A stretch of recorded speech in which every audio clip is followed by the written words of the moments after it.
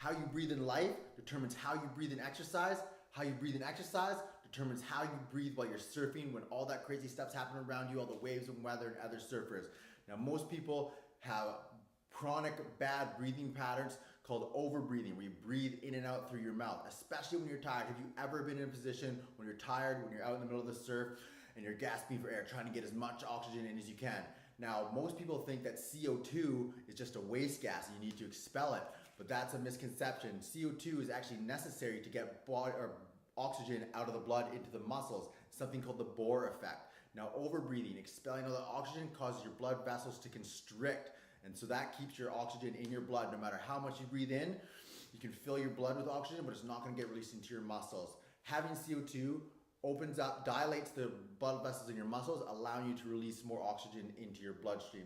So the more CO2 you have, the more oxygen you can get into your muscles. Common misconception is that you need to get as much as you can. So breathing into your mouth like that is not only going to hurt you by releasing too much oxygen. It doesn't matter how much O2 you get in, oxygen you get in, you're not going to be able to get it to your muscles.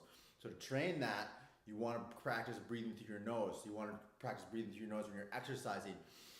It's going to be difficult at first. You're going to feel like you're not getting enough oxygen. So when you're working out and get too tired, you feel like you want to gasp, stop working out and just continue to breathe through your nose to recover. So you're going to feel super hungry for oxygen, but just stay still. Continue to breathe until your heart rate comes down, until you're rested again, and then go back to working out. Don't take any inhales or exhales through your mouth. One of the bigger problems with that as well is breathing through your mouth causes you to dehydrate. So you're having all these negative effects for lack of oxygen from mouth breathing, but you're also getting dehydrated, and that's going to pile on top of each other and have big negative effects for you when you're training, but also when you're out in the surf, and that's the most important part. If you're just focusing on strength, but you're not putting any attention onto breath, it's so counterproductive, because even if you have the muscles, if you can't feed them when it matters most, when you're out in the surf, it's just a waste of time. That's what I mean by being counterproductive.